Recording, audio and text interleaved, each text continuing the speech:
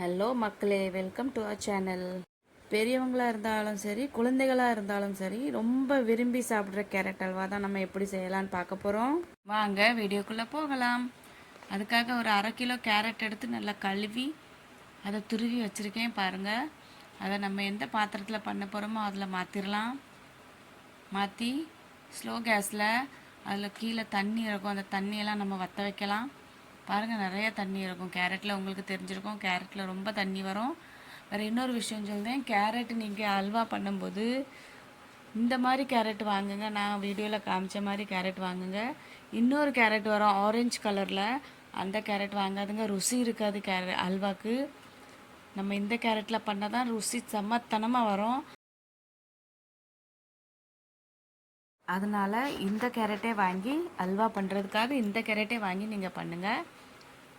இப்போ தண்ணி ஓரளவுக்கு வற்றிட்டு பாருங்கள், எங்கேயுமே தண்ணி தெரியலை. கேரட்டும் கொஞ்சம் கொஞ்சம் வெந்த மாதிரி ஆயாச்சு. இனி நம்ம நெய் ஊற்றலாம்.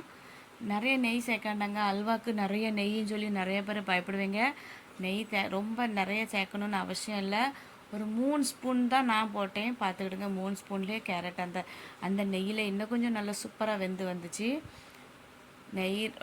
நெய் நீங்கள் போட்டால் நல்லா தான் இருக்கும், ஆனால் இவ்வளோ தேவையான அளவு 3 ஸ்பூன் போதும் நம்மளுக்கு. அப்புறம் அந்த கேரட் முங்குற அளவுக்கு நம்ம பால் ஊற்றிக்கிடலாம்.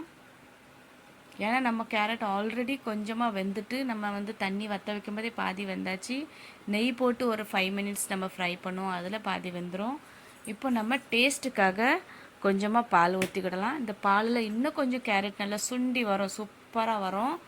அப்புறம் நம்ம சீனி, தேவையான அளவு சீனி போட்டுக்கிடலாம். அதுவும் வேவட்டும். ஒரு 10 நிமிஷம் கூட வேண்டாம், அதுக்கு குறையாதான். அந்த பால் சுண்டி வர்றது வரை நீங்கள் வச்சா போதும். சீக்கிரமாகவே அது சுண்டிடும். அந்த கேரட்டு சீக்கிரமாக உறிஞ்சிரும், அந்த பால் எல்லாம் உறிஞ்சி கேரட் அல்வா பதத்துக்கு வந்துடுங்க. பாருங்கள் எப்படி வந்திருக்குன்னு. இதில் கொஞ்சமாக தண்ணி நிற்கி நம்ம அதை இன்னும் கொஞ்சம் நல்லா வற்ற வைக்கணும். அதுக்கு நடுவில் நம்ம ஏலக்காய் பவுடர் போட்டுடலாம். போட்டுட்டு நல்லா மிக்ஸ் பண்ணி விடுங்க. எல்லா சைடும் ஏலக்காய் பவுடர் போய் சேரட்டும். இதில் கொஞ்சம் தண்ணி நிற்கிது. கண்டிப்பாக நீங்கள் இந்த மாதிரி பண்ணி வீட்டில் பண்ணி சாப்பிட்டுட்டு எனக்கு கமெண்ட் பண்ணுங்கள். கண்டிப்பாக உங்களுக்கு பிடிக்காமல் இருக்காது. குழந்தைகள்லேருந்து பெரிய ஆட்கள் வேறு கேரட் அல்வா வேண்டான்னு சொன்ன ஆட்களை நான் பார்க்கவே இல்லை. எனக்கு ரொம்ப பிடிக்கும் கேரட் அல்வா. உங்களுக்கு கேரட் அல்வா பிடிக்குமா பிடிக்காதான்னு சொல்லி கமெண்ட்டில் சொல்லுங்கள். இங்கே பாருங்கள், அல்வா பதத்துக்கு வந்தாச்சு. சூப்பராக நம்ம பாலெல்லாம் நல்லா வற்றி கேரட், எல்லா கேரட்டும் உறிஞ்சிட்டு பாலை உறிஞ்சி எப்படி இருக்குது பாருங்கள். சூப்பராக இருக்குது அல்வா. பார்க்கறதுக்கே எப்படி இருக்குது, கலர் எப்படி சேஞ்ச் ஆகி வந்திருக்கு பாருங்கள் கேரட் அல்வா.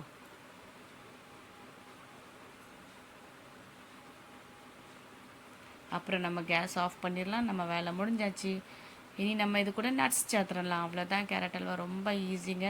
அதுக்காக ஒரு ஃப்ரை பேனில் கொஞ்சமாக நெய் ஊற்றிக்கிடலாம். அப்புறம் நம்ம கட் பண்ணி வச்சுருக்க நட்ஸ் சேர்த்துக்கலாம். நட்ஸ் நீங்கள் எந்த நட்ஸ்னாலும் போடலாம். போட்டுட்டு அதை லேசாக கலர் சேஞ்ச் ஆகுது வரை ஃப்ரை பண்ணலாம். அப்புறம் கோயா, நம்ம பால் கடையில் கிடைக்கும், கோயான்னு சொல்லுங்கள், கண்டிப்பாக கிடைக்கும். கோயா போடாததுக்கு இஷ்டம் இல்லாதவங்க வந்து நீங்கள் வந்து பால் பவுடர் கூட ஆட் பண்ணிக்கிடலாம். அந்த கோயா நல்லா மிக்ஸ் ஆகட்டும், நெய்யில் மிக்ஸ் ஆகி இந்த பதத்துக்கு வந்துடும். அப்புறம் நம்ம கேரட் அல்வா கூட சேர்த்துக்கிடலாம். இதுதான் இன்னும் கொஞ்சம் டேஸ்ட்டு கொடுக்கும், செம்ம ருசியாக இருக்கும். பார்த்து செஞ்சு சாப்பிட்டு பாருங்கள்.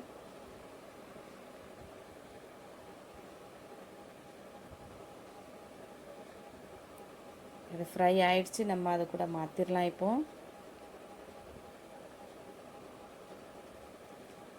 கண்டிப்பாக சாப்பிட்டு பார்த்துட்டு கமெண்ட் பண்ணுங்கள். இந்த வீடியோ பிடிச்சிருந்தா லைக் பண்ணுங்கள், கமெண்ட் பண்ணுங்கள், ஷேர் பண்ணுங்கள். ருசியான கேரட் அல்வா ரெடி.